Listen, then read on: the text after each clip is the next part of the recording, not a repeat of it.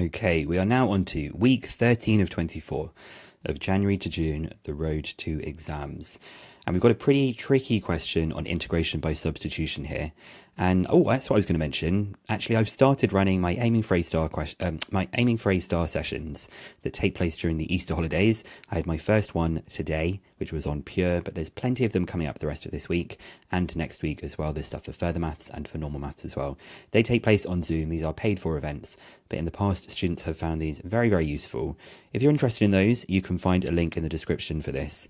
And even though the first one has already taken place, you can also get the recording for that one as well, and you'll get a very similar experience with lots and lots of tips and tricks for how to get as many marks as you can in these exams. So we're going to try and use the substitution u equals the square root of x cubed plus 1 to show this thing here is true, where k and a are constants to be found, and c is an arbitrary constant.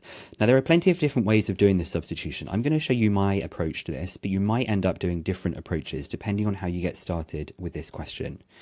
So I personally am not going to do too much messing around with this 9x to the 5. I'm going to leave it there for now, and I'm just going to change this bottom part to a u, and I'm going to figure out what the dx part is. And I'm hoping I might get something that will simplify with this x to the 5 part, and if it does, I can then do some substitution later on instead. Like I said, if you don't want to do it that way and you want to try a different approach, you should end up with the same thing, but I'm not going to do multiple methods in these videos to try and keep them as concise as possible. So I have that u is equal to the square root of x cubed plus 1, meaning I already know what the denominator is. This part in the numerator I will deal with later, and now I'm going to currently work on finding that dx part. Now personally, I don't really want to do du by dx with this part because I know the differentiation is going to be a little bit messy, so I'm going to do a slightly different approach. I'm actually going to square both sides so that u squared is x cubed plus 1. And I'm going to differentiate this thing using implicit differentiation. If you want to, you could differentiate this part from here. I'm just going to show you how I go about this with my instinct, because I think this looks nicer to differentiate, even though we've got a bit of implicit differentiation. So the right-hand side is going to be really easy. It's just going to go to 3x squared, because I'm differentiating with respect to x. From implicit differentiation, we should remember you can differentiate this as you would expect, but then you just add in a du by dx. Normally it would be like y, right? You might have y squared, so you would then add in a dy by dx. It's u here, so it will go to 2u du by dx. Now, because I'm trying to find out what dx is equal to, I'm going to multiply up by this dx onto the right-hand side. I'll maybe do this a little bit more slowly, so that I have my 3x squared dx like this, and then I'll divide by the 3x squared, so that I get 2u over 3x squared du is equal to dx. Now I think I'm probably ready to try and do some of the substitution, even though I've got something to do with x to the 5. I'm hoping that is going to tidy up and simplify later on. So I'm going to keep that in terms of x for now. The denominator is just u. It is literally that thing that's right here. And the dx part is this bit. So I'm going to multiply by 2u over 3x squared du. Okay, this u and this u is going to cancel. And I've now got a 9 times by 2 divided by 3. 9 times by 2 is 18, divided by 3 is 6. And then I have an x to the 5 divided by x squared, which is x cubed. But I don't have dx at the end, I have du. So I did say I was going to have to do a little bit of more substitution at this stage. I'm going to have to find out what x cubed is.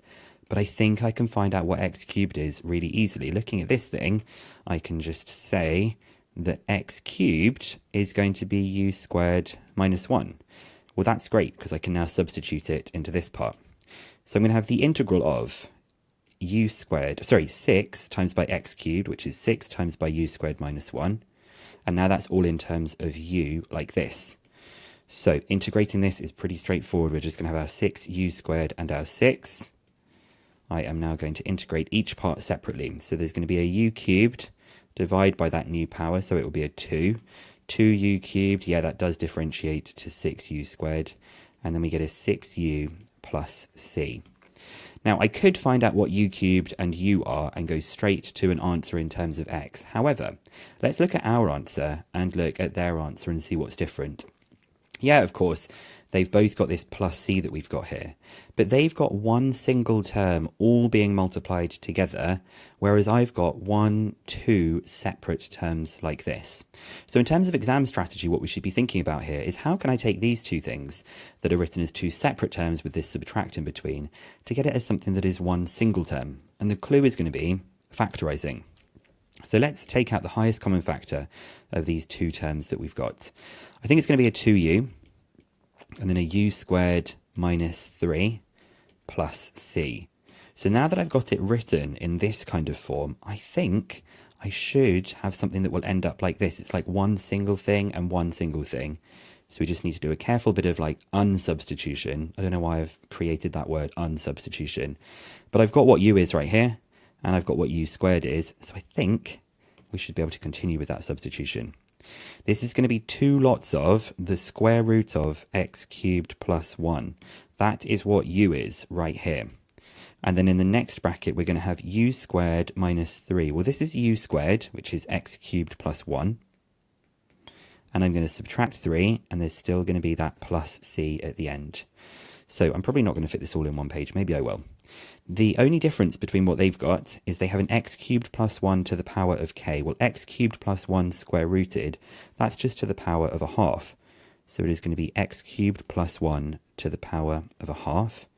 And then our next bracket is x cubed minus 2, and we have plus c. So we can see from looking at this part that we've got that k is equal to a half and a is equal to 2. I don't think you need to write down those last parts that we've got there, but we have got it in that form.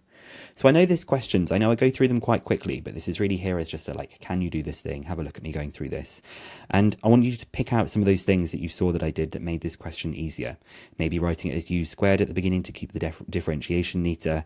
And as these two separate terms here, I decided it was better to factorize so I would get towards what they were looking for quicker and without too much stress, as we did loads and loads of working over a page. You know, when you do a question, there's just working everywhere. So did we get this right?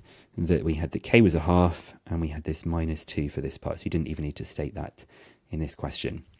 So like I said, I am running these aiming for A-star sessions that you can get tickets for. There is a link to the description. If you like the way that I teach, obviously when I'm doing my sessions, I take a little bit more time going through them, and we'll be able to answer people's questions as we're going. But yeah, this was week 13. Next week that we'll be looking at is, oh my gosh, part C. That's going to be a tough one when we get to that. So if you want to have a go at this one in advance of me going through this for week 14, do have a look at that. Part C, though, is where things start getting really tough in this series.